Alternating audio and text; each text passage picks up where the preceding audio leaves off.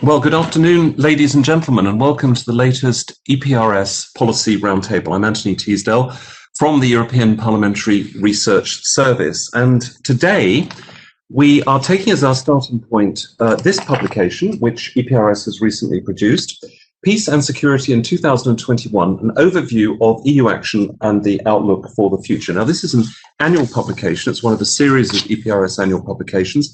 And as its name suggests, it tries to analyze the global outlook for peace and security, but it does so through the precise lens of the whole range of external policies available to the European Union in CFSP and CSDP, but also development policy and more widely. And we're particularly delighted to have as our kind of keynote speaker who's going to set the scene with a few opening remarks, David McAllister, who, as you know, is the chair of the Foreign Affairs Committee in the European Parliament. He's also chair of the EP's EU-UK Coordination Group and a former chair of the European Parliament's delegation for relations with the United States. He's been a member of the European Parliament since 2014, and he was previously, before he joined us in the Parliament, a member of the Parliament in Niedersachsen, in Lower Saxony in Germany, where he was not only leader of the CDU delegation, but became the minister-president of that land for 3 years, from 2010 to 2013. He's been a great supporter of the work of EPRS, and we're delighted that he's found time in what I'm sure is a very busy day to join us today to share with us his thinking on the topic of this event, of this roundtable, which is peace and security in the world today. What difference is Europe making, and how can we make its impact even bigger? Welcome, David, and over to you. Thank you, Anthony Teasdale, for inviting me. Ladies and gentlemen, it's a pleasure to share some brief thoughts about the situation of peace and security in the world today. I will mainly focus on issues we are dealing with here in the European Parliament. I would like to make 3 remarks. The first one, in setting the scene of the situation of EU foreign policy today. Second, on how to make our impact bigger in the field of security and defense. And third, on some of our geographical highlights and priorities. To begin with, one of the great paradoxes of European external action is, I would call it, the dissymmetry between the EU's strength as a global economic power on the one hand, and the difficulty still to speak with one voice when it comes to foreign policy on the other hand. We all are witnessing a pivotal moment for the world. We are living in a weakened global system where multilateralism is increasingly being attacked. I strongly believe that no single country in the world can respond to today's global challenges on its own. The European Union, thanks to Commission President Ursula von der Leyen, has the ambition to act as a geopolitical player. It means to be more strategic in broadly understood security, more active in its geo-economic priorities, and more assertive on issues of global order, for instance, preserving multilateralism while deepening cooperation with like-minded partners. The European Parliament has often called that we should therefore continue to build the European unity, to reinforce our global influence, and to strengthen our common foreign and security policy. We should also work with allies and complement our strengths to overcome the common threats we are facing. We indeed need to build back better from the pandemic while forming a robust defense of the values that bind democracies together in the face of autocratic challenges.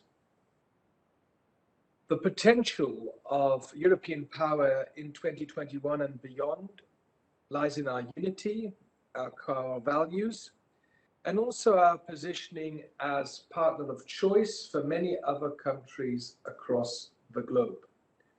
We should continue to really try to be a reliable actor and mediator in conflict resolution, but also a leader in promoting multilateral frameworks, and we are proud, let me underline this, that the European Union and the 27 member states are by far the number one donor of humanitarian aid.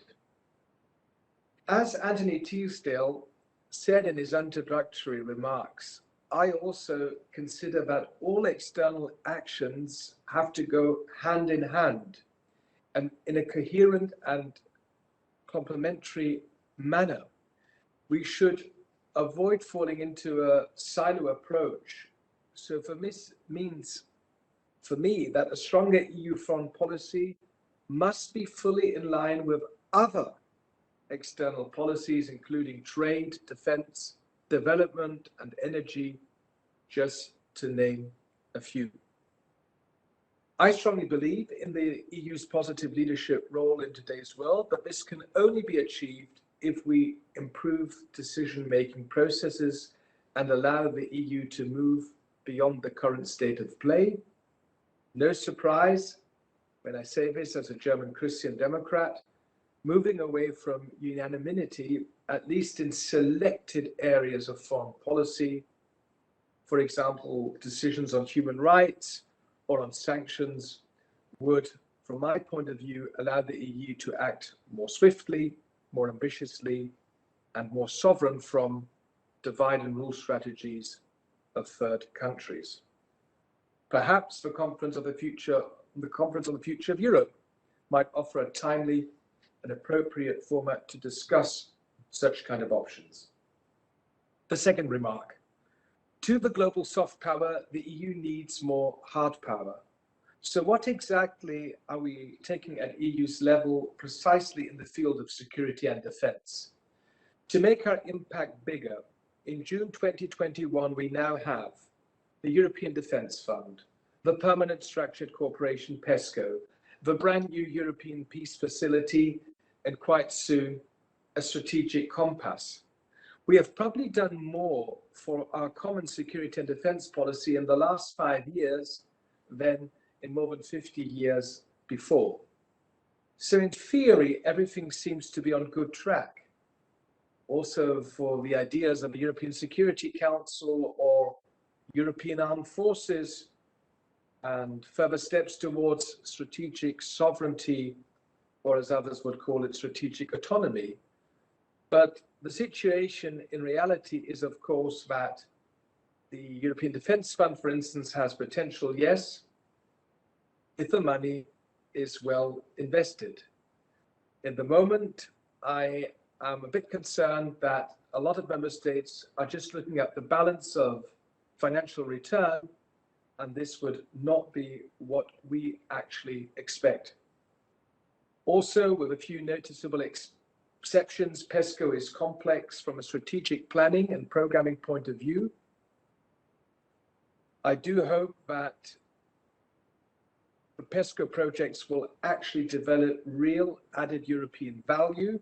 In the moment, only few projects have the critical mass to produce strategic effects. So I don't want to go too much into detail, but what we are seeing is that there's still a lot of untapped potential in a real European common defense and security policy. In the end, it's up to the member states to move forward. I hope that the strategic compass, which should be presented no longer than in October this year, will give some new impetus. And finally, a third brief remark. Often we see a tendency to consider security issues through military lenses, but in fact, as it is well illustrated by the various indices used in the Normandy Index, peace and security can only be ensured when addressing the whole range of threats, among which we find the fragility of state institutions, the weakness of absence of democratic processes, hybrid threats, or environmental factors. So compared to other players in the international organization, from my point of view, the EU is in the extraordinary position to have all the tools to address these threats. But the European Union's response can have an impact only if it is well thought and well coordinated.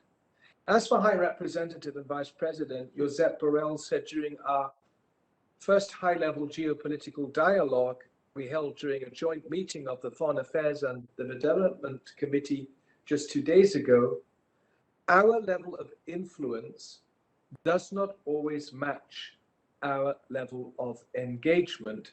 Therefore, we need to find a better balance between European partnership and leadership. And when it comes to strategic geographical highlights, we as a Foreign Affairs Committee in the European Parliament would always say, let us relaunch the transatlantic relations.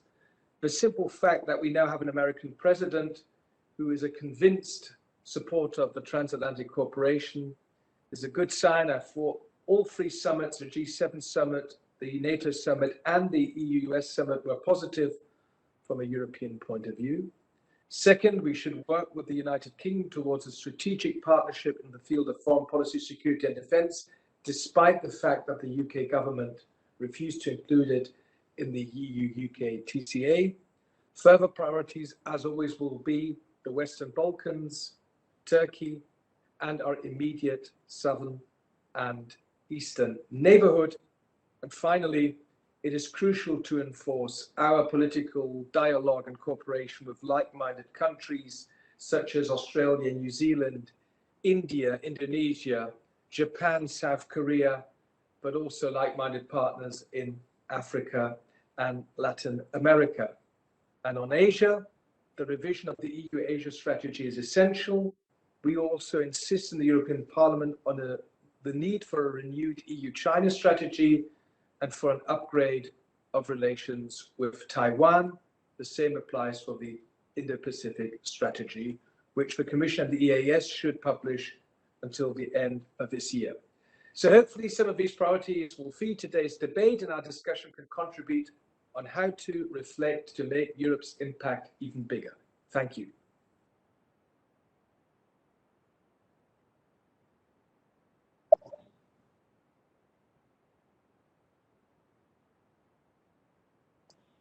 Back to you, Tony.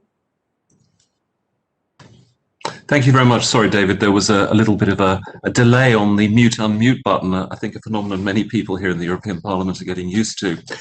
Thank you so much, David, for those very effective scene-setting remarks and identifying three major areas for discussion and conversation. And to have that conversation this afternoon, we're delighted to be joined by a group of experts in foreign security and defence policy.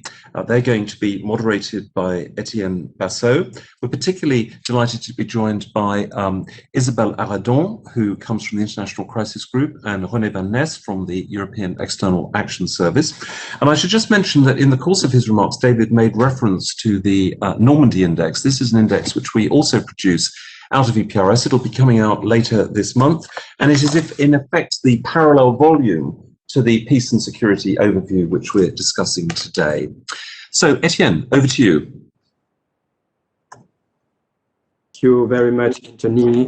Hello, colleagues. Welcome to our speakers, Isabelle and René, and thank you very much, Mr. McAllister, for your introductory remarks, setting the scene. Let's move to our question today, peace and security in the world. What difference is Europe making? And the first speaker will be Isabelle ARRADON. Isabelle, you are director at the International Crisis Group, director for research, and you had previously several positions, including with Amnesty International. I understand that you have been very active on Asian issues. You have been posted there for a certain in a certain number of positions, and it's very interesting because if I remember well, the first CSDP mission that was in Asia was precisely in Indonesia, in Aceh, and it was a mission in the early 2000s, the Aceh monitoring mission. So it was some sort of laboratory of the impact the EU can have in the world. So that would be very interesting to hear your views on this. Please, over to you, Isabelle. Thank you very much for the kind introduction, Etienne. I'm very happy to be here with everyone, and I want to thank very much the European Parliamentary Research Services for the invitation. And I want to welcome the launch of your new publication, The Outlook on Peace and Security. Thank you for mentioning Asle. I had a long experience working on this particular conflict, and indeed, the European Union was actually very effective in its intervention after many attempts, basically, to develop a peace process in Aceh on the back of the tsunami which hit the place in December 2004, if I'm not mistaken. Then the start of this EU engagement together with ASEAN actually helped develop momentum also within the side of the authorities, leading to so far a stable situation actually in the province. So it's a good news story, and we need good news stories when we work on conflict prevention and resolution. I tried to think more about the topic of today as I was looking at some potential remarks. And it's true that we are in a very different place today, June 2021, compared to a year ago. Back then, International Crisis Group was publishing its first report, looking at trends to watch in relation to the global pandemic. And in there, we highlighted a number of elements, to what extent conflict-affected populations would be vulnerable, potential damage to the international crisis management and conflict resolution mechanism, risks to the social order, political exploitation of the crisis, and major power relation. Interestingly, over the past year, as I work on Crisis Watch, which for those who are not familiar is a monthly bulletin on 70 conflict situations that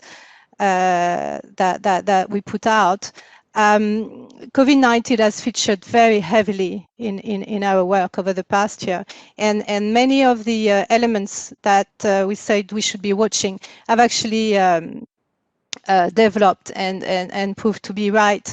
And so that's what I'm going to share with you today, reflecting on that and maybe thinking about tomorrow's risk.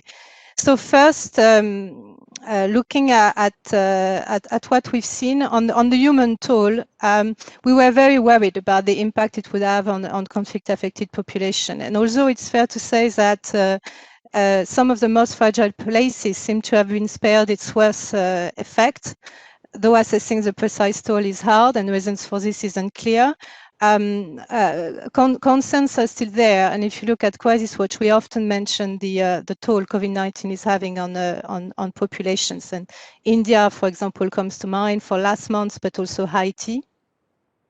We've also seen over the past year how strong men have been using COVID-19 as a chance to tighten their grip.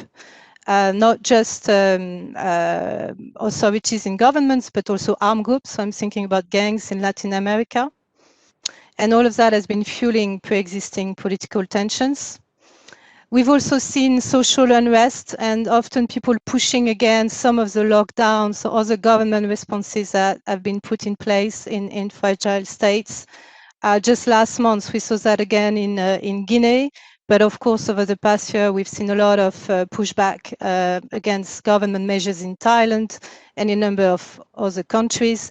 We've seen the economic impact, issues around food insecurity, but also lack of access to remittances when borders have been closed and migrant workers are no longer able to send money back to their families. We've seen the slowing down of some peace initiatives in some cases, or otherwise more difficult to implement, as in the case of the Philippines. And overall, we've seen the pandemic further straining already tense relations, in particular between Beijing and Washington. Yet what's been also interesting is that the global pandemic has had little effect on major crises. And I think that's a learning for today. Actually, major conflicts are still entrenched. I mean, when we're talking about Yemen, Somalia, Mozambique, and many others, they're still there. And despite calls for ceasefires at the very beginning of the pandemic, and you know, some armed groups saying that they would impose ceasefire, they didn't last. And in effect, many of those armed conflicts we work on at the International Crisis Group are still very much there. And I think it's it's basically very much related to root causes to conflict, something that was just highlighted. I mean, apart from a security approach, of course, there is a need for a very complex toolbox to address those very complex conflicts. Second element, which is interesting, is that actually influence on peace initiatives has been limited, and the virus hasn't derailed or even much influenced any peace talks. I'm thinking about Afghanistan or even Libya. There are many other reasons which explain where we're at in relation to those two conflicts. And last, the pandemic was not among the main causes for new big crises or flare-ups in the new year. Israel, Palestine, Myanmar, Ethiopia, etc. So what next, if we take into consideration this mixed bag? I mean, indeed, the pandemic has accelerated the existing trend and clearly are putting additional strain in many contexts. And for us, it will be very important to watch in particular the effect of the global economic crisis in waiting. This is something we flagged already back in January in our 10 conflicts to watch. And here I quote, "The pandemic has precipitated a global economic crisis without precedent since World War II, with an additional 150 million people being driven below the extreme poverty line. Although income levels do not directly correlate with conflict, violence is more likely during periods of economic volatility." And indeed, all these fragile states where there is a lack of trust between the government and the local population will be places to watch. We've seen already how it's been tense in Lebanon, but there will be a number of other places to watch, including in Latin America. Lockdowns have aggravated precisely those problems that fed discontent: rising inequality, higher living costs, scarcer public resources, fewer opportunities for young people. So all of that should be watched. And I will just add something also about minorities. Sometimes minorities have been blamed for COVID-19. So I think we will have to pay particular attention to that. And I will mention Sri Lanka on this. In terms of the trends, we're probably going to see more of the same. So some of the elements that I highlighted earlier are probably going to continue. Acceleration of certain trends. Some announce, of course, how the climate crisis will be managed. Elements related to use of social media, misinformation, etc., how all of this will evolve. Arms control. And so I'll finish with some bright spots and opportunities which we think at International Crisis Group are important. One, humanitarian gestures. We've seen over the past years that actually there's been some positive initiatives arising, back at the beginning, how the UAE tended a hand to Iran, for example. So overall, at this stage, we call for COVID-19 vaccination campaigns in conflict-affected areas. That's going to be important. Second, of course, investment in early warning, conflict prevention, conflict resolution. All of these tools will continue to be important. And this complex toolbox that I was mentioning earlier. So, for example, we are calling for climate-related security threats to be addressed at the 26th UN Climate Change Conference in Glasgow later this year. So basically, all these other threats we're saying, they should not overshadow the importance of conflict resolution. And last, I will insist on the importance of international cooperation, multilateralism. The case of Libya is clearly a result of UN strong intervention in that case, especially at the middle level, and it shows that it can work, and so we should continue to invest in those efforts. So I leave it at that. I hope I was not too long. No, thank you very much, Isabelle. Extremely interesting remarks about the situation in the world today. And let's move now to René Van Hes. René, you are head of division for conflict prevention and mediation support in the EEAS, European External Action Service. You had previously several positions there. You have been posted in various delegations, Ethiopia, Tanzania, Suriname, and you worked also in the ministry, the Dutch Ministry of Finance in the Netherlands, and you were at the Netherlands Special Envoy for the World Humanitarian Summit. So you are in a way in the machinery of policy making in the field of external relations for the European Union. It would be very interesting for us to know how you do some sort of honest country analysis and how you assess the fragility of the countries that enables then the EEAS and the Union as a whole to act. Over to you, René. Yeah, many thanks for that kind introduction, and thank you very much for having me today on your panel. A very timely discussion indeed, especially on the question of how the pandemic has affected peace and security. I will make a few observations, and I actually think I will be able to respond to some of David's introductory remarks. It's always a tall order to be the next speaker after Isabelle, as she has such an incredible knowledge of conflicts that indeed she covered some of the issues that I wanted to raise. But that doesn't exclude me from saying that I totally agree with one really interesting finding that Isabelle shared. The pandemic actually showed that conflicts have been incredibly resilient to the pandemic. It did not lead to a reduction of conflicts, no new peace agreements. It did not lead directly to new conflicts. But what did it lead to then? Well, I think there are some interesting dynamics of how COVID actually affected the conflict. Isabelle mentioned a few. Let me highlight maybe one or two before I will say a bit about what we did, and indeed I will come to conflict analysis after that. So it's not a secret that with the COVID, we all had to stay home all over the world. And so social media became a lot more important. And that also means a much greater vulnerability to disinformation. In Africa, for example, there has been a rapid spread of misinformation about COVID. And that is leading to a lot of untruth about the origin of the virus, the symptoms, the treatments, all kinds of theories, etc. That has a huge negative impact on the already low level of trust between the government and its citizens. And as we know, a lack of trust is a good breeding ground for conflicts or radicalization, etc. So this new dimension of the digital space, that really adds pressure, especially where social media are weaponized by state and non-state actors who want to pursue a harmful agenda. We see situations where rivaling communities are rallying their constituencies against one another.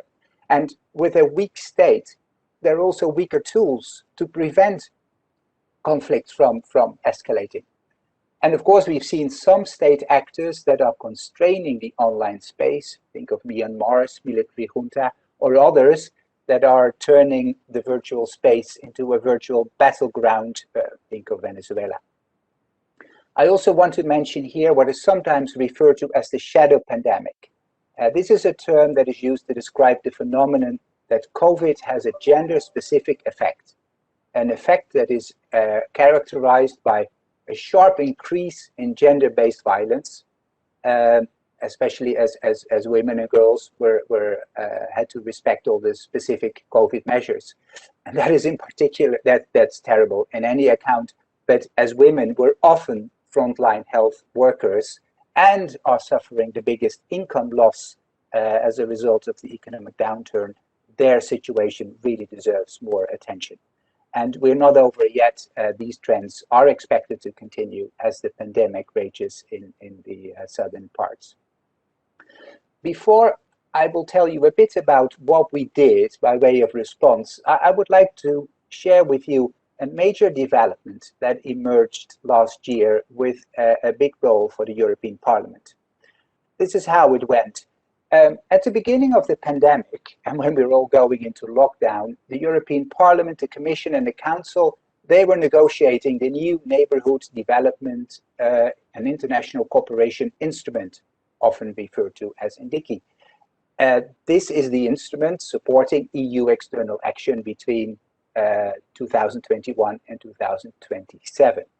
When those negotiations took place, the European Parliament's negotiators insisted that country programming, so how are you going to spend your money in each country, for fragile and conflict-affected countries should be based on a proper conflict analysis. So as a result of this, the EEAS, my division, and the Commission, we designed a new methodology to carry out such analysis, and we're going to do that in 60 countries over a period of 3 years. To give you a perspective, until now we did about 5 or 6 per year, so it is truly a mammoth task, but what a unique and unprecedented opportunity to implement the EU's commitment on peace building and conflict prevention. And what a timely request from the MEPs that negotiated that file. So now that we're doing these conflict analysis, we see indeed a strong confirmation of the need to work with that integrated approach. And I think this is one of the issues that David mentioned. Indeed, we are very aware and really working very hard to make sure that we bring all our tools and instruments together. So diplomatic engagement, political dialogue, development cooperation, security actions, etc. The fact that we created a directorate for the integrated approach for security and peace proved indeed very timely. And we also saw a huge need for partnerships. Again, something that David mentioned. Our partnerships with the UN, the OSCE, the African Union proved of great value and indeed is crucial for supporting multilateralism. We have excellent partnerships with civil society as well. For example, with ICG, we see each other very regularly. And that's because we realize that no one can prevent a crisis alone. Maybe one partnership I want to mention, and where we're really grateful for the investments that the Commission has made in the past, is building local capacities all over the world. You only know what happens in Cabo Delgado when you have local partners with a deep understanding of the local dynamics. So what did we do concretely last year to respond to this crisis? Well, let me first refer to the excellent report of the EPRS, and if you want to have a good description of all the EU tools and instruments related to peace and security, please go there, because it's truly a source of information. Let me just share a few highlights, and I do that from my perspective as someone working on conflict prevention and mediation. I already mentioned that we are now doing these conflict analysis for all the fragile states. I will not say more about that now.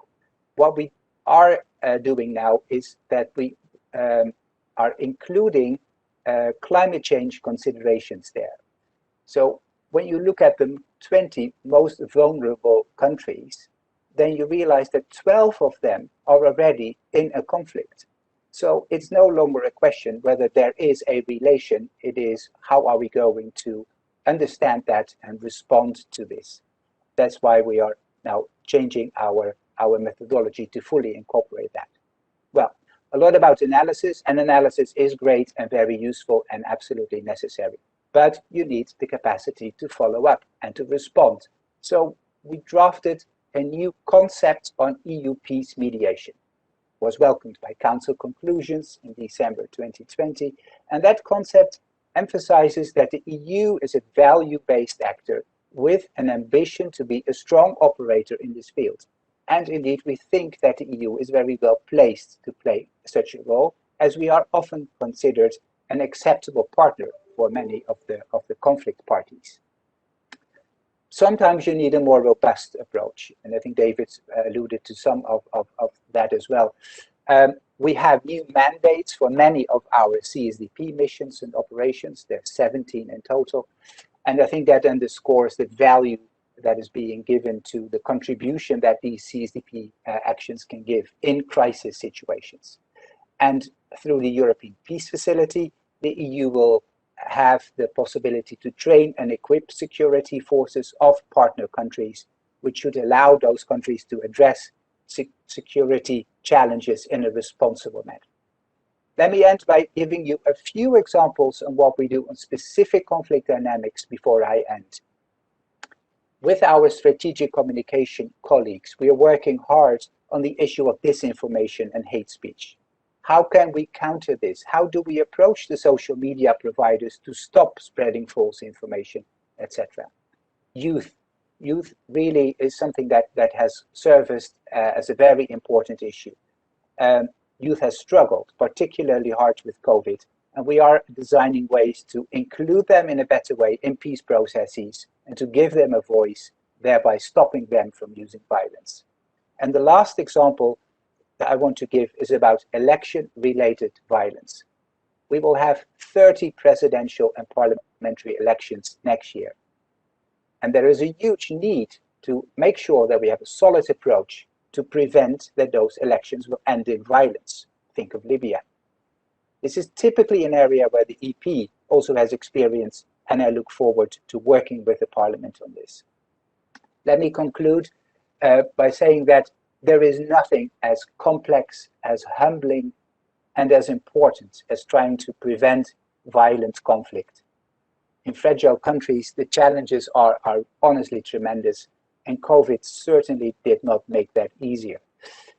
I'm absolutely convinced that as the EU, we can make a difference, as we have the tools and we have the instruments to respond.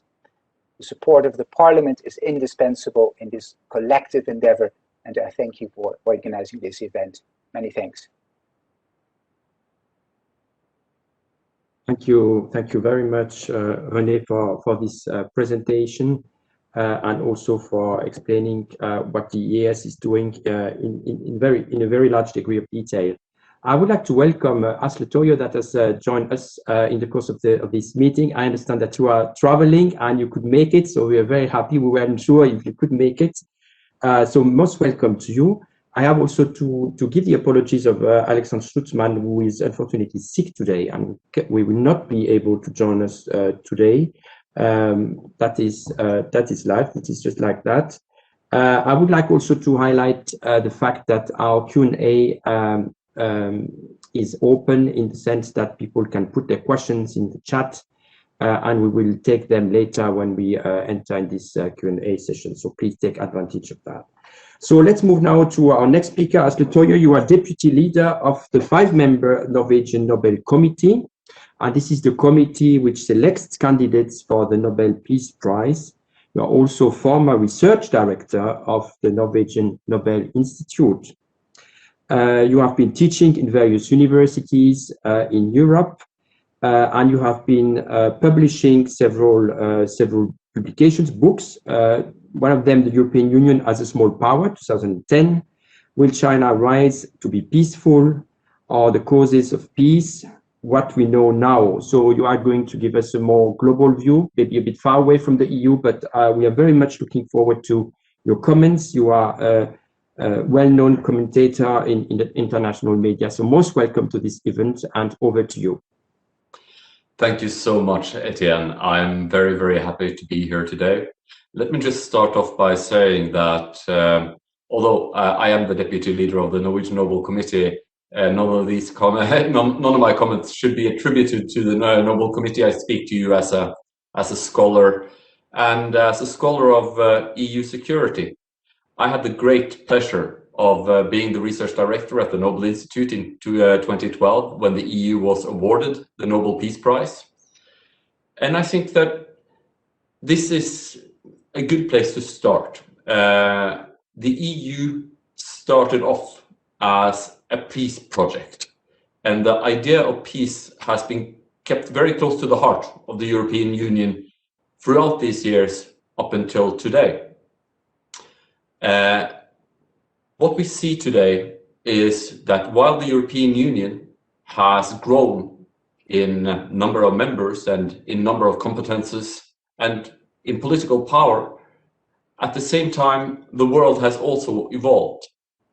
The CSDP was the child of an era of international politics, an era where it was hoped and assumed that liberal values and the values that we in Europe called European values would spread like ripples through water. And this idea was very close to the heart of the EU, this idea that the EU should be a source of stability and quite frankly, of enlightenment, of values in its immediate region and beyond. Since then, we have embarked upon a new and perilous phase characterized by great power rivalry. Our current times, I think, are difficult to assess with any degree of certainty or even precision even for those of us who follow it closely. We see that the relations between the great powers, the United States, Russia, China, India, seem to be more fraught than before. At the same time, we see elements of risk behavior, or what one might call antisocial international behavior. We see countries close to the borders of the EU forcing airplanes down in order to apprehend dissidents. We see countries deliberately unleashing waves of migrants upon the EU, and we see other countries also dealing in drug trafficking.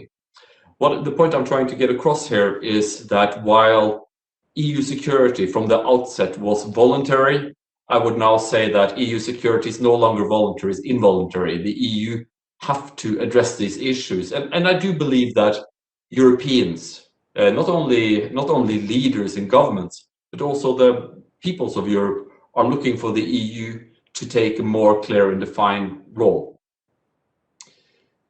When we look at the immediate region of the European Union, we see that the EU has engaged constructively with Ukraine and has built up a very strong relationship with this country, very much intact with the values and the mission statement of EU foreign policy. At the same time, we see that the early steps towards a normalization of the exclave of Kaliningrad, that has been reversed, and we see that is a byproduct of the bilateral relationship between the EU and Russia, which I must say seems to mimic some of the trends that we see between the United States and Russia. Although it's not entirely clear to the EU why that should be, it seems that very much of the trust has evaporated, and I'm sure that from the EU's point of view, that is not entirely, to a very large extent, down to the European Union.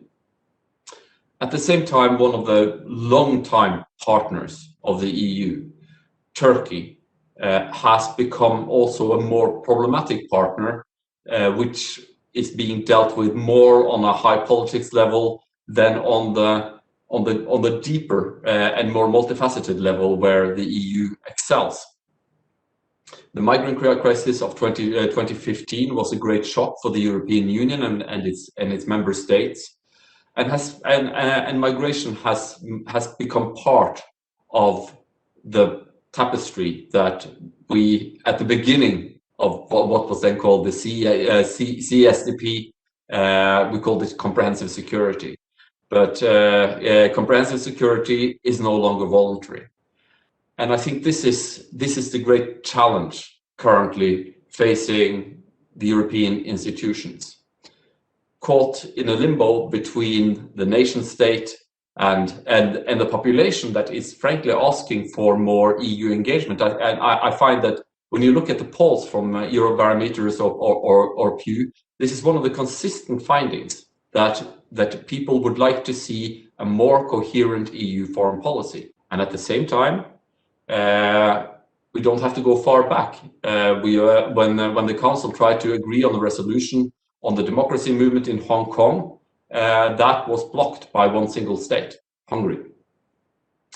And this shows the problem of what you were kind enough, Etienne, to mention in your introduction of my book, The EU as a Small Power.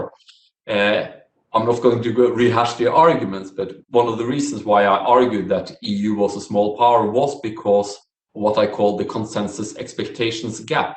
The EU states put forth the charge for what the EU should be able to do, and the EU goes on and crafts its strategies and its instruments. But at the end of the day, foreign policy is made by consensus. And the EU states seem to, the consensus expectations gap is that the European states expect to be able to agree on more than they're actually able to agree on in practice. this is a serious challenge, but not necessarily debilitating. As we've heard in the previous presentation, the EU is delivering tangible and important input to countries in Africa and the Sahel when it comes to elections, but also to human rights and to good governance. And of course, this is not the most sexy of topics, but these are the topics that impact people's lives. These are the issues that makes, well, not even, I wouldn't say life worth living, but at least improves the condition of the individual. And I think it's very, very important that EU sticks to this. At a time when security policy amongst the great powers is migrating towards the very high end and towards military security and geopolitical rivalry, I think that there are new spaces opening for EU engagement. Spaces and policies that will allow for the EU to do what the EU does best. I don't think that the dreams of a European superpower is going to be to come to fruition in the near to medium term. But I do think that when we look at issues such as, take a country like Moldova, where the EU has done so much work, from assisting in free and fair elections down to assisting in building roads. I think this is the multifaceted, broad, comprehensive security approach of the EU in practice. Looking ahead, there are challenges for the EU. I mentioned the vote on Hong Kong. I think these kind of issues are bound to become only more fraught and only more difficult as various powers seek to divide Europe, to seek to find countries that they can come to agreement with on a diplomatic level in order to deliberately prevent or preclude Europe and the European Union from engaging in various issues. I was just at the GlobeSec security conference in Bratislava. That why I was late. I literally just walked in the door back home here in Norway today, and this was one of the issues that were a recurring theme in the discussions. The problem for Europe to be able to agree on what matters in a timely manner. I don't think that sometimes the commentariat lift forward the QMV as a panacea, but they tend to forget that foreign policy is not made by law. There is a difference between making rules and laws and regulations and making policy. And I think that in the very near future, there must come a time when the member states come together and find a way to break this impasse. Because this is the story of the European integration, is that countries join the EU knowing full well that you will not win every time, but in the long term you will win a lot more than if you try to go it alone. And I do believe this is also the right path when it comes to peace and security, because if the current trends prevail, I think that those of us who stand up for peace and who devote our lives to peace and know the value of peace, which is one of the things that unite European countries, given our fraught history, I think these countries will be more needed than ever. And I think that the European Union has an important role to play in this. Thank you. Thank you very much, Asle, for these remarks, and we were lucky that you could make it, because I think it brings a lot to our conversation today. And let's come now to our last speaker in this round. It's Elena LAZAROU, our own Elena, who is acting head of the External Policies Unit in the Members Research Service, and had several positions before on the issue of peace and security in various organizations. And she has been leading the research work on the Normandy Index and on the Peace and Security Outlook. It's the fourth time that we issue the Peace and Security Outlook. It's the third time the Normandy Index. So your comments will be extremely interesting to hear. Over to you, Elena. Thank you very much, Etienne. Good afternoon to everyone. And perhaps as an EPRS colleague, I should say thank you very much, because I am also in a way a host along with my colleague Tanya Latici, Etienne, and our colleagues Anthony, who are on this call. So thank you very much to everyone. It's a tough burden to shoulder to be the last speaker on this panel. But perhaps I should start by saying modestly that having now issued the 4th version of the Peace and Security Outlook and soon the Normandy Index, we are at EPRS also engaging now, I would say, consistently annually on our own work on understanding peace and security, what that entails and what the EU's action on this is.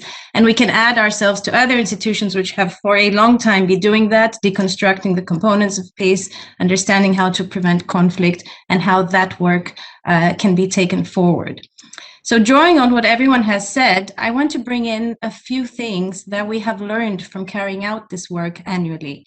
And it's broadly grouped in 3 categories. The first is what we've seen in terms of the nature of peace and security, how nuanced that is, and how it changes annually, most notably with the introduction of COVID and health security in the basket of security.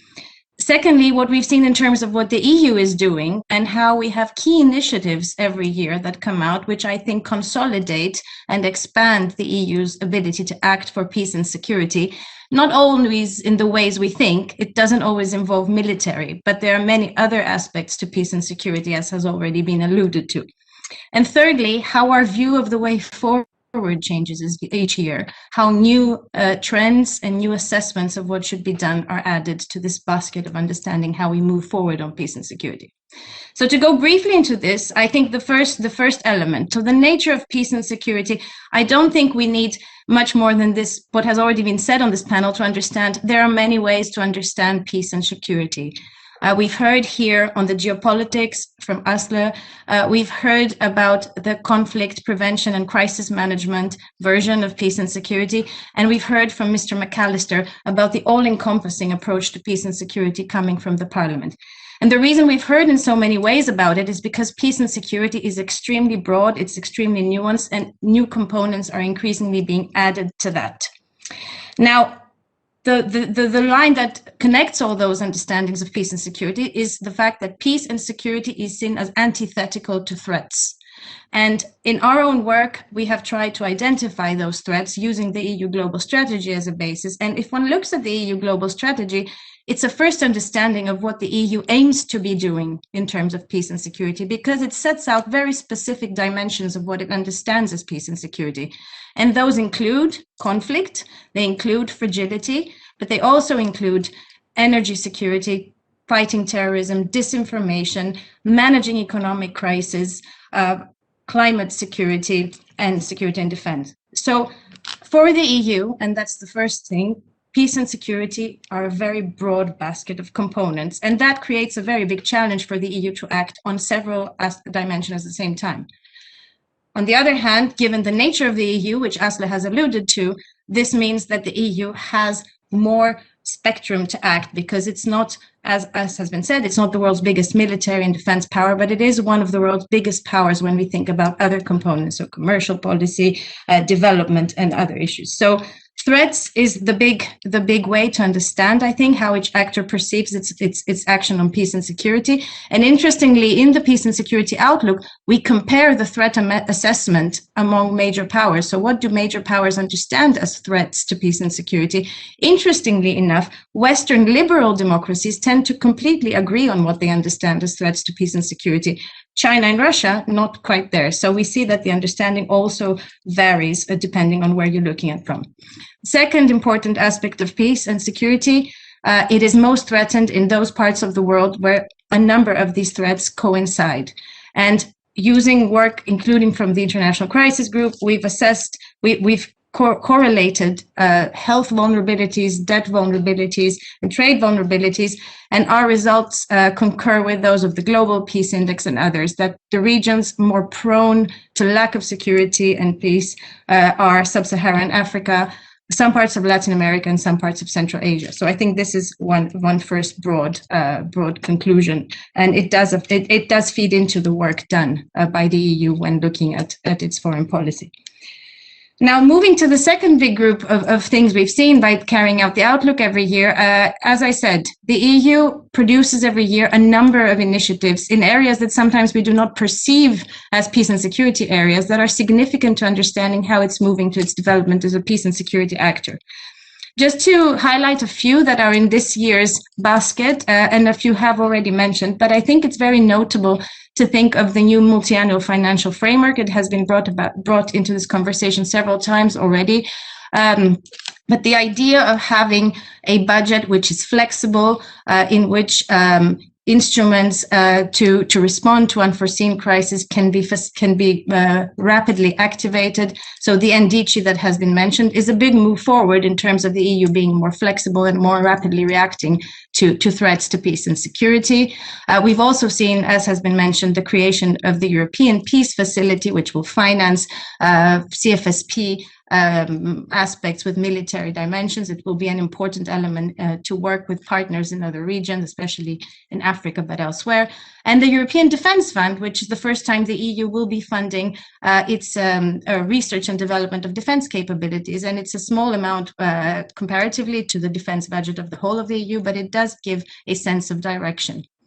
A second important thing that hasn't been mentioned so far here, I believe, is the activation of the EU human rights sanctions regime, the EU Magnitsky Act. And this, I think, is important because moving away from the military, sanctions is something that the EU is a big part of the EU's toolkit in its promotion of peace and security. And while the verdict is still out of the effectiveness of sanctions, it does give a very important message that the EU is now part of those democracies that do activate sanctions when violations of human rights are observed. Third important highlight of this year, I think the focus on climate security, not only through the European Green Deal, but also through the climate and defense roadmap. So that means essentially adapting the EU's CSDP, the Common Security Defense Policy and operations, to the notion of a constant effort to zero carbon emissions, to adapting our operations to climate change. It's been mentioned already that about 40% of conflicts in Africa have at their source the fight for natural resources that are being depleted because of climate. And the integration of climate security as a mind frame in crisis management and in defense, I think, is an important achievement of this year. And finally, to also mention perhaps the boosting of the EU's maritime presence in the world, an important part of what the EU is aiming to do in peace and security, and that also has to do with the current geopolitics, is to increase its action to secure the freedom of navigation, the access to the seas. And I think in that context, there's been quite a lot done this year, not only strategically, but in terms of reinforcing partnerships with relevant actors in the maritime domain. Even today, in the Security and Defense Committee, there is an ongoing meeting with Japan, which is a big partner in that effort. All of this comes together, this EU's increased emphasis in fighting the threats to peace and security into something that is called the strategic compass that has been alluded to already by Mr. McAllister. So, and it does also connect to what has been just said by Asle TOJE, namely the effort by the EU to agree among the 27 member states on a list of threats, on what constitutes priorities, and on how to deal with those threats in the future. So an action plan based on a collectively agreed upon list of threats to combat in the future. And this leads me to the final point, which is the way forward. We are expecting in 2022 the outcome of this strategic compass process, this reflection process, at the moment a reflection, but hopefully as of 2022, a list of actions to implement in the domain of peace and security. And the strategic compass in itself is part of a forward-looking approach to peace and security. And that's probably the conclusion we have every year in doing this peace and security outlook, that taking into account the geopolitics of things, and that also includes energy and nuclear and other things and the way they are developing, one of the most important things looking forward for the EU to be able to exercise its power in peace and security is to be able to anticipate, to be able to see what the trends are, and in so doing, not to only do defense, but also to do resilience. Resilience being prepared for threats and being able to support others in being prepared for threats. So resilience in the EU and resilience in its neighborhood and beyond in its partners. And for this, I think the conclusion seems to be, and we can see that also in the way that the Commission, the current Commission is set up, the emphasis on foresight, the emphasis on geopolitics. It is very important to activate a horizontal approach of thinking in foreign policy, which focuses on addressing the present threats, but also preparing for the threats of the future. And a big component of that, and I'll finish here, is unfortunately Alex is not with us, but it is also engaging with others multilaterally, but also bilaterally with like-minded partners to work together on these issues, including with the reformed United Nations, but also increasingly in the various multilateral fora and with partners such as the United States, NATO partners, and other democracies, for example, in Asia. So I'll finish here. This is a 150-page document, so I did not do it justice, but it is available for everyone to read. And also to combine with our findings of the Normandy Index, which seem to suggest this year that the state of peace has declined slightly, but that those most affected are those countries which are near the bottom in terms of their resilience and their ability to withstand threats, which the COVID pandemic has accelerated. So thank you very much. Thank you very much, Elena, and thank you very much to all the speakers for their presentations. The document that Elena is referring to, the 2021 edition of the Peace and Security Outlook, has just been posted in the chat, so please use that. Questions keep coming in. We have I just mentioned two. How has the pandemic affected multilateralism? Question mark. How has the pandemic affected multilateralism with regard to current security crisis response? A question from Elena Stergato. Another one from Piotr. Are we in a momentum for a breakthrough on qualified majority voting? Question mark. If we don't do that now with the Conference on the Future of Europe, will it be ever possible? Question mark. I'd like also to ask Tanya Latici, who is one of the co-author of the Peace and Security Outlook, to put a few questions to the speakers. Over to you also, Tanya, please. Thank you. Thank you very much, Etienne. I hope you can all hear me well, and thank you. Perfect. And thank you all for really, really great presentations. I wrote down some questions basically for each of you that came to mind after listening to your great remarks, and perhaps I can break the ice a little before the audience gets a bit more energetic with the questions. So the first one relates to a concept that I've been thinking and working a lot on these days, and which Elena just mentioned in her more final remarks, which is resilience. And it's interesting because I think a few years back, to my knowledge, we would mostly use the concept of resilience in this context of development, fragility, and post-conflict situations. And today, I think we speak in the Brussels bubble, at least, we speak a lot about resilience in terms of cybersecurity, critical infrastructure, security of supply, energy grids, raw materials, investment screening, climate resilience.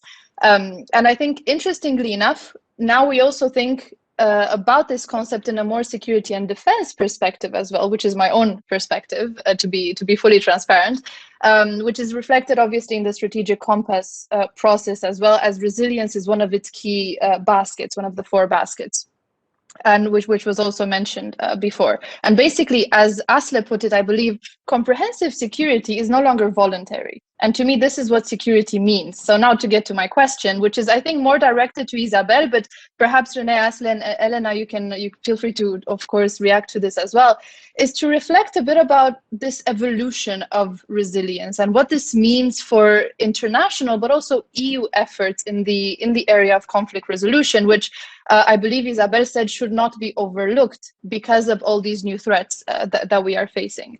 And perhaps to also include Isabelle here in your reaction to what René said about that conflicts actually seem to have been resilient to the pandemic, which I find quite an interesting topic. And while you think about this, my second question is more straightforward and less conceptual, I promise. This is for whoever wants to take it, but perhaps René is more for you, since you came here bearing the EEAS banner. And it's about the European Peace Facility, which was mentioned already several times as a key part of the EU's defense and also peace and security toolbox. And here at the EPRS, actually, our colleague Beatrix Immenkamp, she wrote a brilliant briefing about it. And the briefing is so good because I think it takes the reader through different stakeholder perspectives, and it shows that the facility isn't without controversy, right?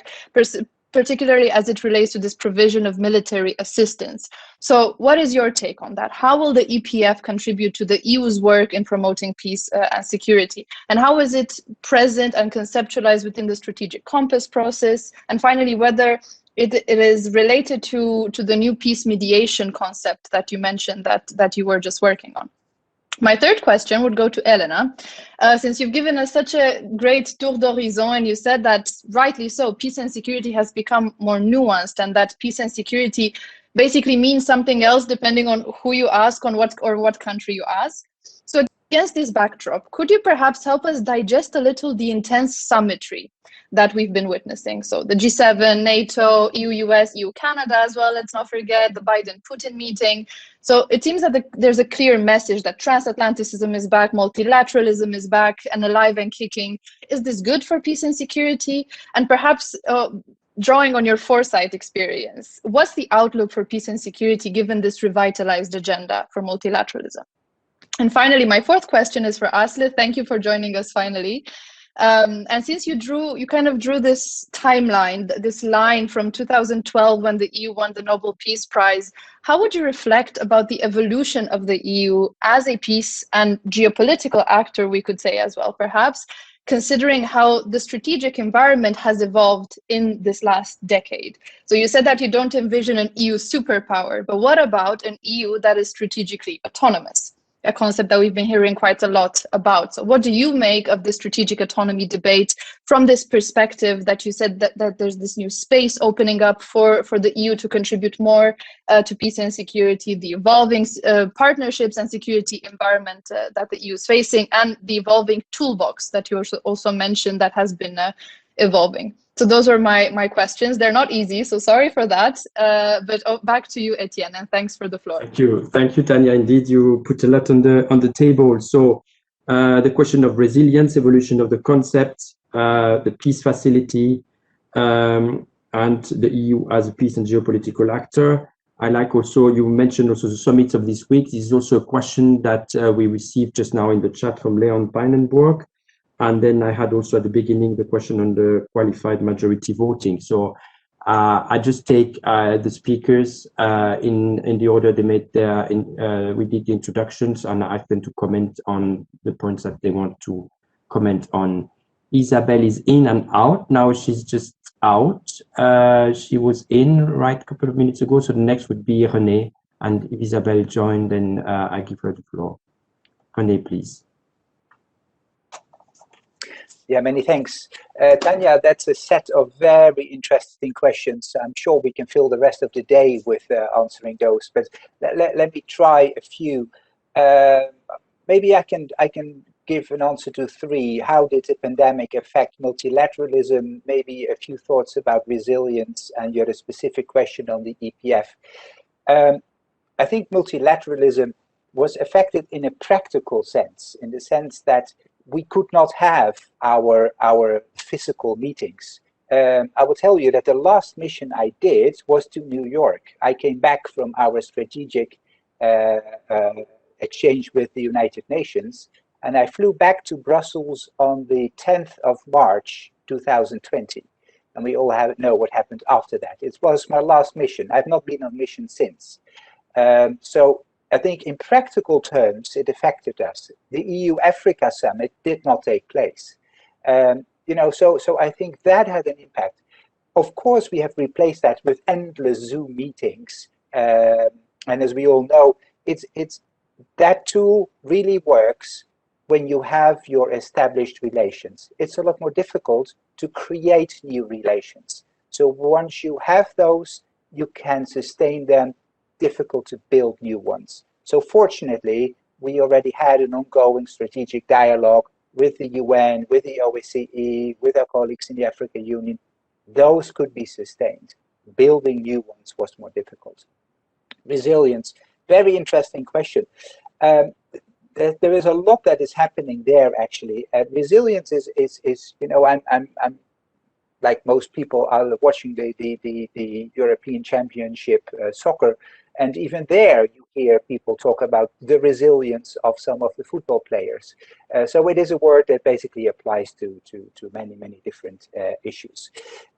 What we do when we analyze a conflict in a country, we really take resilience into account. For example, by not only looking what goes wrong, what are the risks of a conflict, but also why is the conflict not worse? How is it possible that you still have communities that function despite the fact that the country is already for a decade or longer in a conflictuous situation? That is real resilience. Can we work with that? Can we strengthen that? Can we do more to promote that kind of a resilience? So from my perspective, that is a real evolution of resilience where we use it proactively to see if we can make that part of our peace-building efforts. The EPF, I know there's a lot that is being said about that, and I haven't read the article that you referred to, Tanya. What I can say is the following. We all accept that governments of partner countries should be able to defend their own territory and to respond to serious security challenges. We have no problem if the EU trains the security services in these countries. But if these security services then need some equipment in order to be able to do what we want them to do, and that is to be responsible for their security in their own territory, then until now it was not possible for the EU to support that partner country. Of course, there is a whole thing about, oh my dear, are you going to provide lethal weapons? Well, I'm not sure that that will be the very first action, but it is technically possible, and I know that there are a lot of safeguards in place. As everyone is looking at this, my colleagues who are responsible for this are very aware that this is something that they will be scrutinized on. So there is a whole set of safeguards, there is a conflict sensitivity analysis to make sure that when we do something like that, we know what the impact is and that all the safeguards are in place. So I hope this was useful to respond to some of your questions. Thank you. Thank you very much, René, for this. I don't know if Mr. McAllister is still with us, and now his camera is muted, but he can come in anytime he wants if he wishes so. And I hand over now to Asle if you want to comment on the one or the other question. Mr. McAllister, would you like to say something now or later? Very carefully. It's very interesting. It's better for politicians to listen to experts. Okay. Thanks a lot. Asle, over to you. I caught the fun one, strategic autonomy. If we go back to the origins of the CSDP back in '98, after the Saint-Malo agreement between France and Britain, there was a phrase in the Saint-Malo Treaty that made the Americans very uneasy, referring to capacity for autonomous action. And I would imagine, although I'm no expert on the finer nuances of the diplomacy of the vocabulary, I would imagine that strategic autonomy would be even more worrying to our American friends. At that time, the Americans were quite blunt and said, if you want us to leave, tell us and we will leave. And they set forth their criteria that resulted in the Berlin Plus agreement between NATO and the EU. Strategic autonomy. I'm not sure. I'm really not sure. I think that the EU needs more agency in order to be able to, you know, to embrace such a grand statement. Because as we all know, the autonomy of states, they vary. I come from a small country, and small countries have to trade independence and autonomy for security. In alliances, we all do that. All European countries do that. So to imagine a greater autonomy that is the EU would bring the EU into that very, very difficult discussion that I don't really see much need of having of the EU versus NATO, because most EU member states are also NATO members and are quite happily building this. But I was fortunately asked to also look back at the development of the EU foreign policy and security presence since 2012. And fortunately, that plays into my hand, because back in 2012, when the EU received the Nobel Prize, I had the great fortune of spending time with Commissioner, the head of the Commissioner, Manuel Barroso. At that time, it was a great much discussion about how quickly can the EU get a military force. There were talk of the EU battle groups, and that was much because of the NATO operation in Libya that had been carried out some years previously, and some people felt that the EU should have been at the head of that. Today, I think that that the legacy of this operation is at best mixed, and I think this is an important part, that security is not only having armed forces that you can insert into various conflicts. Frankly, the lessons that the West has learned about armed interventionist crisis management is that it is a lot more difficult than politicians and military men tend to assume. And all those issues that we have been discussing here today about, you know, the unsexy stuff, you know, the energy security, the democratic elections, the maintaining stability between ethnic groups in a country, being able to act preventively rather than having to come in with military force. This is where the EU excels. So strategic autonomy, and this, you know, I know some people might be you know, a little bit ruffled by what I'm about to say here, is I think there is a slight tendency in EU circles to embrace slightly too grandiose terminology in terms of global strategies, etc., creating an impression amongst those who are not initiated, who haven't been following these processes closely and understanding what is the ambitions of the EU, what is the EU trying to achieve, and by what means, and to what ends. They expect the EU to have a much more proactive and forceful role. For instance, when Crimea is occupied by Russia, or when Belarus forces down a Ryanair flight, some people expect the EU then to act or to threaten military force, which is not really what EU foreign policy and CSDP is about. And for that reason, I don't think that the EU has all that much strategic autonomy. That is contingent very much on the member states and on the strategic environment. But also, I'm not sure that the EU should embrace the concept even. The concept doesn't really, to me, play well into the strengths of the EU. And I would prefer that all the there are so many bright minds on this panel. Maybe you could come up with a better term that would better reflect how the EU approaches security as comprehensive security. Thank you. Thank you very much, Asle, for these comments. Isabelle is back with us now. I don't know how much she got of the conversations. We just discussed strategic autonomy. The other questions were relating to the evolution of the concept of resilience, if you want to comment on this. Another one was relating to the takeaways of the summits of this week and last week. There were already some comments by René on the peace facility, but if you want to comment on this, welcome. Qualified majority voting, a breakthrough through the Conference on the Future of Europe, and the EU as a peace and geopolitical actor. So it's quite a lot.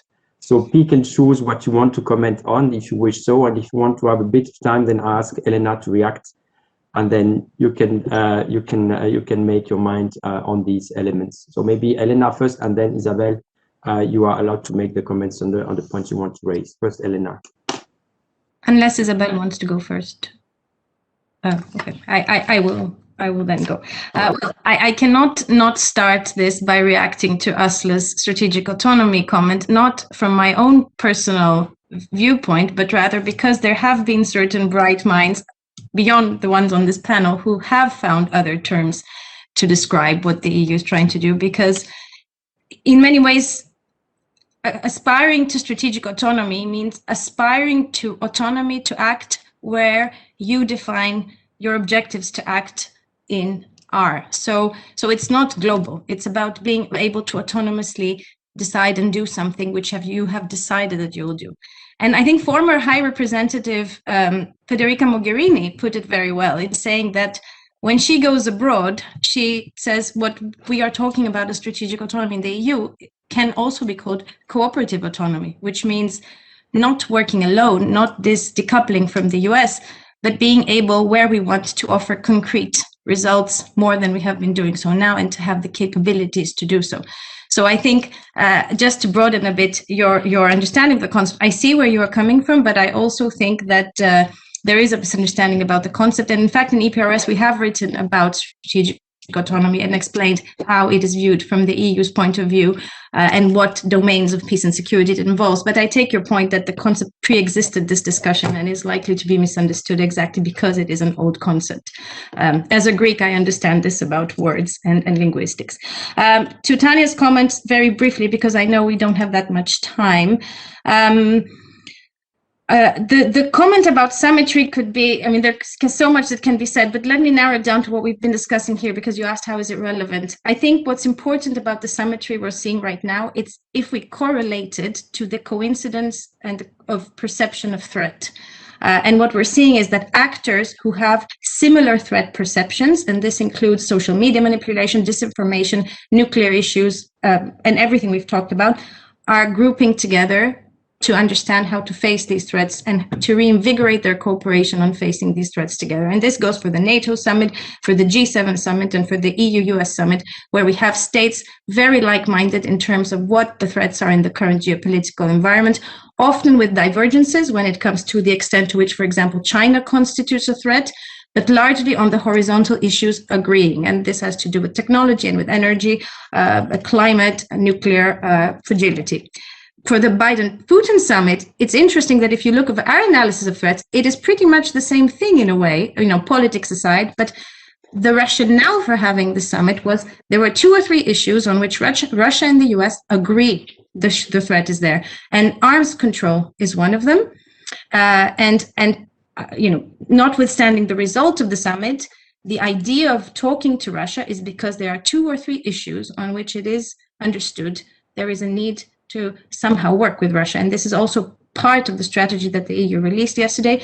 And to a larger extent, the same rationale applies for US-China relations, EU-China relations. There are certain threats that we may not agree with some partners on everything on, but we have to work with them on them because they're global. So I think this is the big point on symmetry.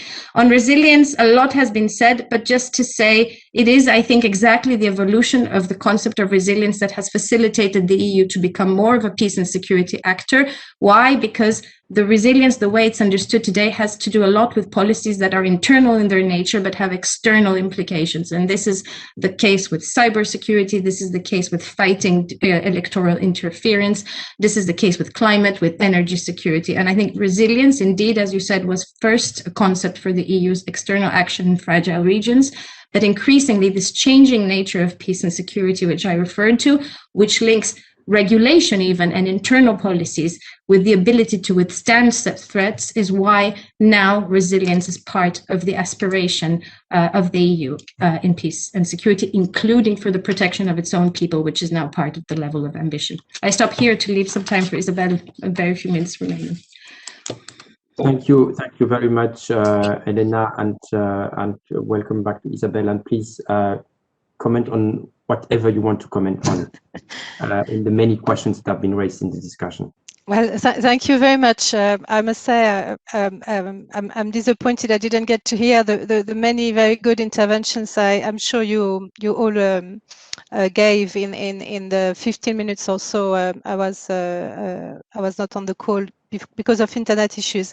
In any case, I thought I would finish with a couple of points. My experience actually with the EU as a peace and security actor has been positive. I've been very impressed by the work that has been done on conflict prevention and early warning over the past few years, and I think René has described it very well. There's been really a stepped up investment, in particular as regards conflict prevention, horizon scanning, and also conflict analysis. And in the end, to resolve some of the conflicts we've been talking about today, it's about going at the very core of what went wrong in the first place. Because if you wait a year, 5 years, 10 years, things just get layers after layers, and it's very complicated to address. And so I think this very important effort to get to the roots of the issues is a very positive move from the EU. The other element is this investment in multilateralism. It's my experience as well. I've seen it when working on issues related to gender and conflict and other elements. There's been really a concerted effort to work with other institutions like the UN, for example, to try to come up with common concepts and common tech on gender-sensitive conflict analysis, for example, but also other approaches. And clearly, as we've demonstrated today, the EU alone cannot do it all and needs partners. And so I think together with strong analysis and partners, there are ways to continue the progress to address tomorrow's very complex crisis that we foresee. Thank you. Thank you very much, Isabelle. I have a very last question that just came in, and I go to the question. Yeah, it's quite a specific question, but if somebody wants to comment on it, or how do you evaluate the education support projects such as the Impact EU project for education and extension of the incentives for teachers in sub-Saharan Africa for civic society and capacity building in the fragile states, or more in general, capacity building in the fragile state? If somebody wants to comment on that, maybe René. Capacity building, Impact EU. Yeah, no, I'm happy to. I'm not entirely sure that I can respond to this very specific question on the education project, but of course, a lack of ability of a government to respond to the needs of its people is often at the heart of grievances and therefore at the heart of conflicts. We see that in remote areas, in Mali, in Burkina, etc. So where you see that the government is not able to provide the services that its people demand from its government, then you have a very fertile breeding ground for all kinds of dynamics and developments we do not like to see. So having strong government institutions, a government that is able to carry out the functions that it should carry out, is absolutely crucial, and that requires capacity building.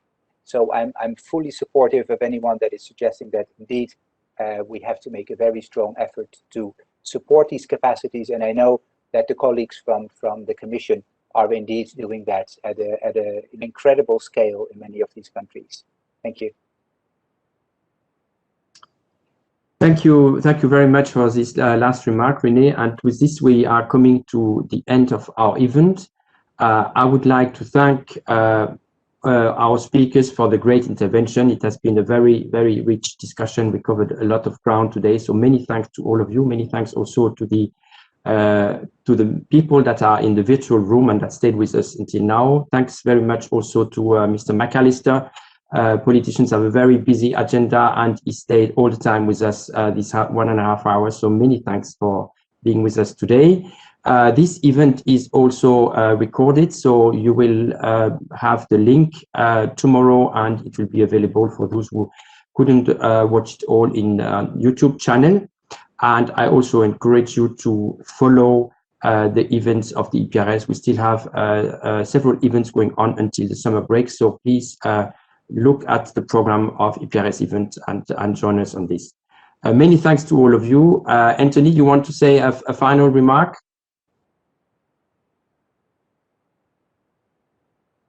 Over to you, Anthony. Yes, thank you very much, Etienne. Thank you to everybody. It's been a really fascinating discussion, covered a huge amount of ground. Very interesting and stimulating. Thank you especially to David, to McAllister for staying the course, and I hope you found it refreshing and insightful. As Etienne's just said, this is not the last of, by any means, of our EPRS events before we break for the summer holidays. And next week, on Wednesday, the 23rd of June, we'll be having one of our EPRS book talks. This will be about foresight and bias awareness in policy making. Can we future-proof EU policy making? And it'll be a discussion on a book which was published by one of our EPRS colleagues a year or so ago. Lieve van Wurtsel published a book called A Bias Radar for Responsible Policymaking, and I'd like to encourage you to tune in next Wednesday for that. In fact, the timing is at 4 o'clock in the afternoon because one of the discussants will be joining us from Canada. So it just falls to me to thank everybody once again, and not least the participants who joined us so that they could share in the insights which were offered by such a fabulous panel. Thank you very much to everybody and look forward to seeing you at our next EPRS event. And have a very good afternoon. Bye-bye.